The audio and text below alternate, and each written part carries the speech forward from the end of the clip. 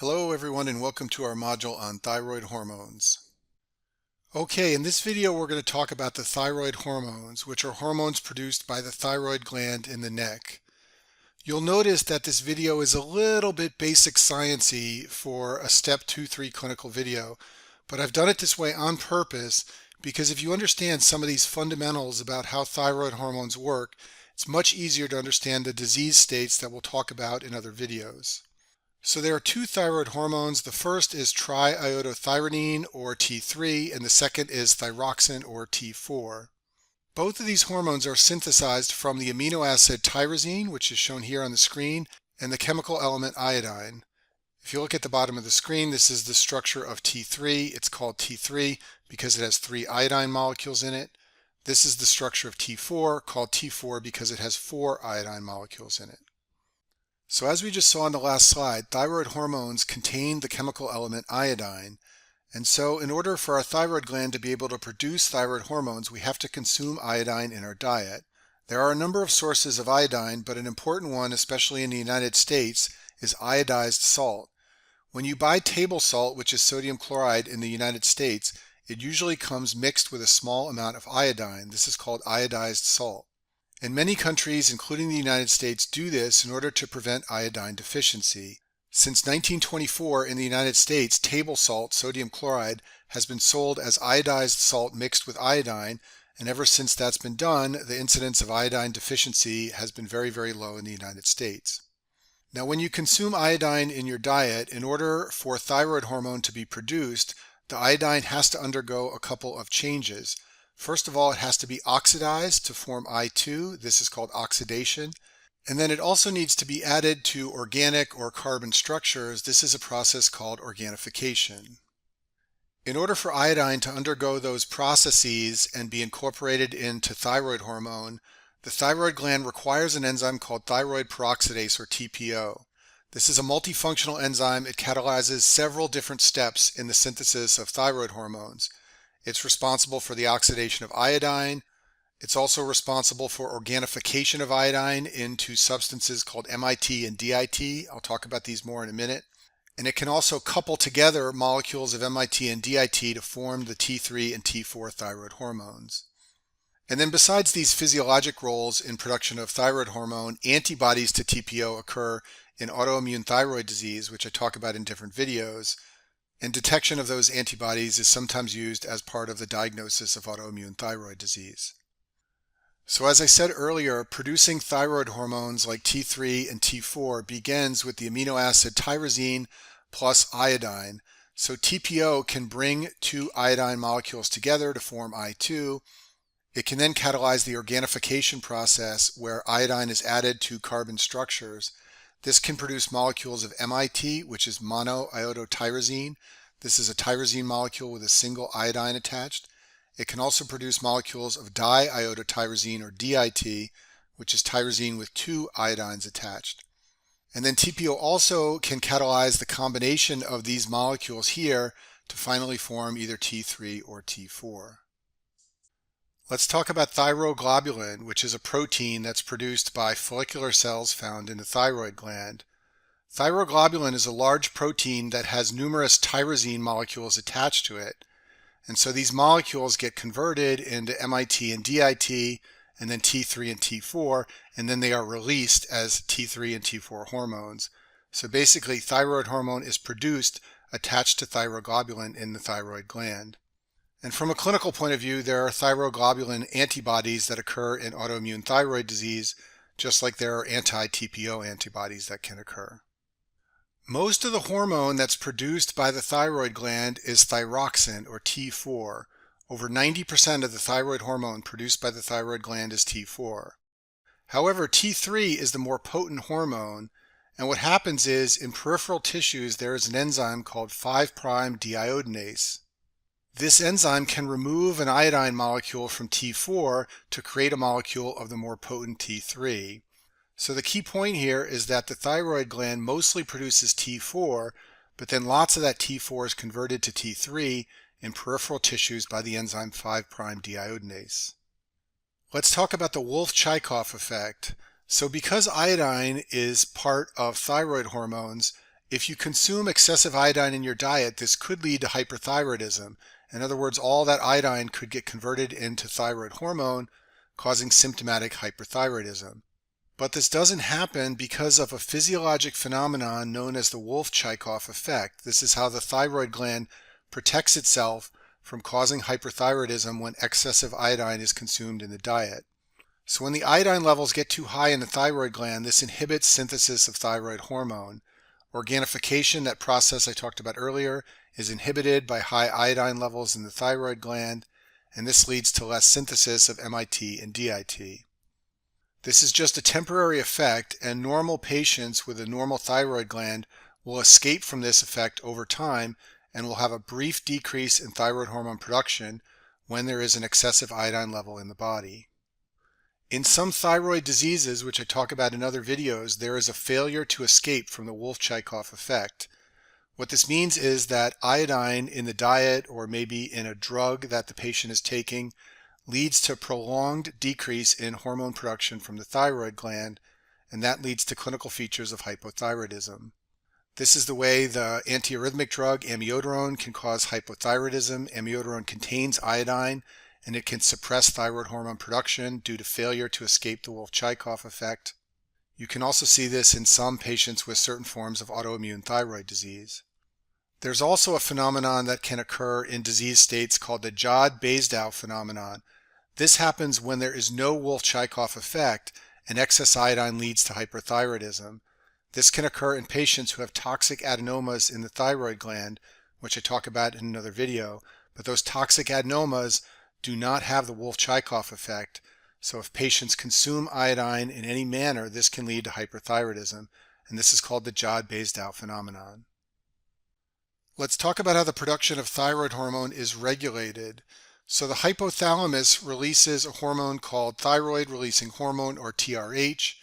It stimulates the anterior pituitary gland to release thyrotropin, which is called TSH.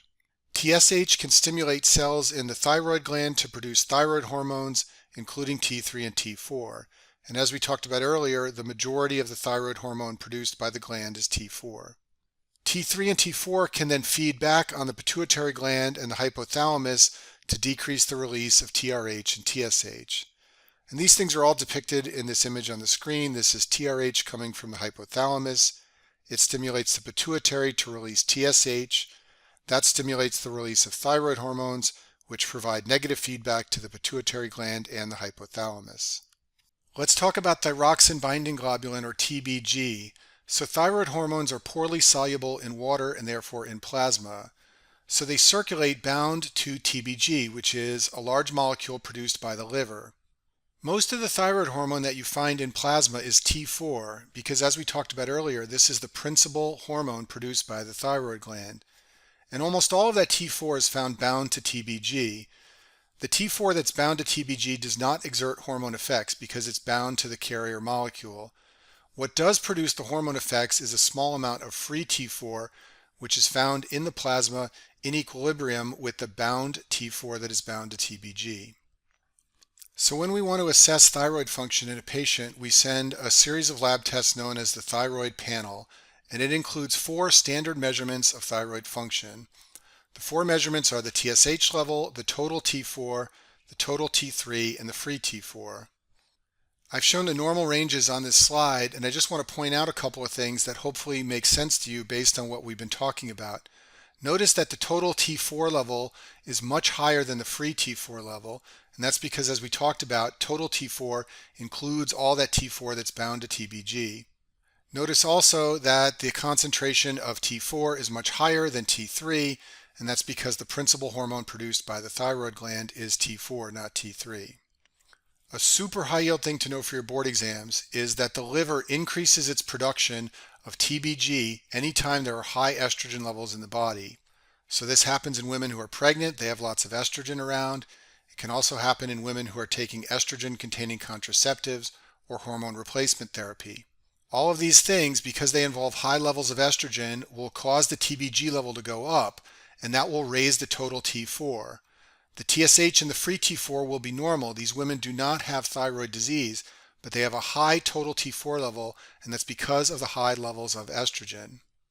To understand this better, let's look at this diagram I've created on the screen. So in women in high estrogen states, there's a rise in TBG production from the liver. As more TBG is produced, there's more bound T4. In other words, the free T4 ends up getting pulled out of the plasma and bound to TBG. So this leads to a temporary and brief fall in the T4 level, which causes a temporary and brief rise in the TSH level. Because the TSH level goes up, the thyroid gland starts producing more T4 and you get a rise in the total T4. Now, when the total T4 level goes up, that also raises the free T4 back to normal, and that in turn brings the TSH level down back to normal. So what this whole thing means over here is that in women who are in high estrogen states, they will have an elevated total T4 caused by the rise in TBG. They will, however, have a normal TSH and free T4, and this means that they don't have thyroid disease. They just have a high estrogen state. So a classic board question is a woman who has a high total T4 but normal TSH and free T4, and they ask you if she has thyroid disease. She does not. She just has high estrogen levels around, usually from one of these things shown on the slide here.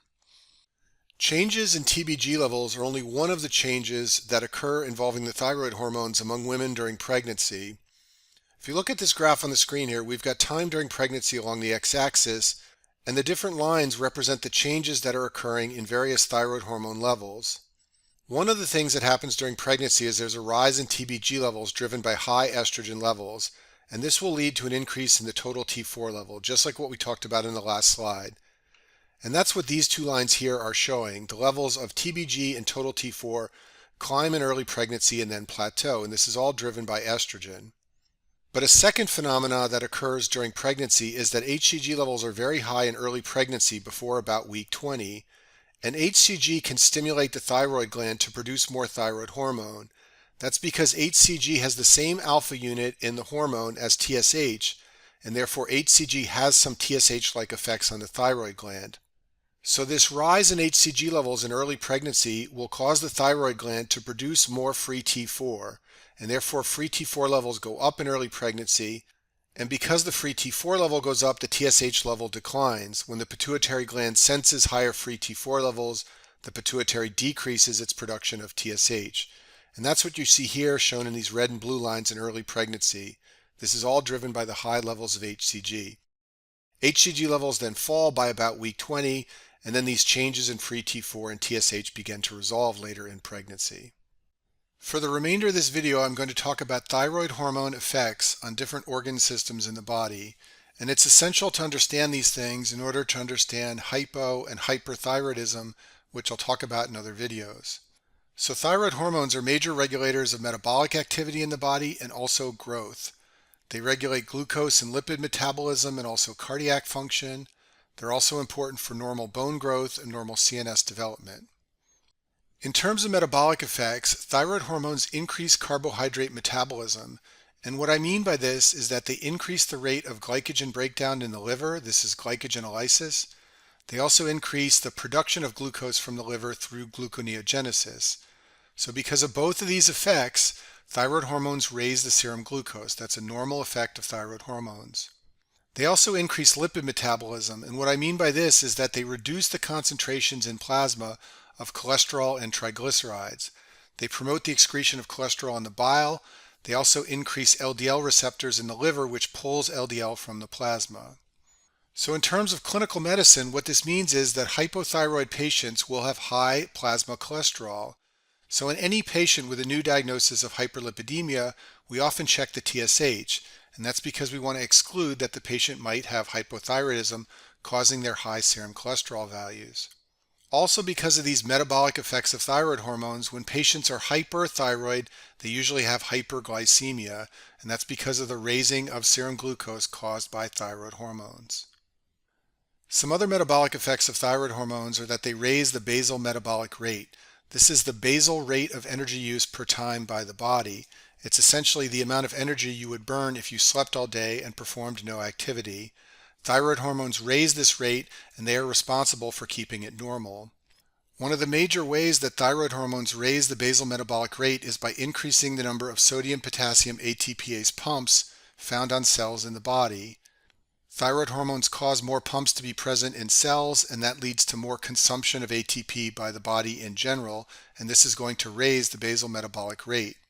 This also increases the oxygen demand because cells need to replenish the ATP they are consuming, and for this reason, thyroid hormones cause the respiratory rate to rise. They can also raise the body temperature because they cause more ATP consumption. And so clinically, what this means is that patients who are hypothyroid tend to gain weight because their basal metabolic rate is low. In contrast, patients who are hyperthyroid tend to lose weight, and that's because their basal metabolic rate is high. In terms of cardiac effects, thyroid hormones increase the number of beta-1 adrenergic receptors found on cells in the heart. And because they do this, thyroid hormones can lead to a rise in cardiac output and a rise in heart rate. So clinically, what this means is that hypothyroid patients tend to be bradycardic because they have very few beta-1 receptors on cells in their heart.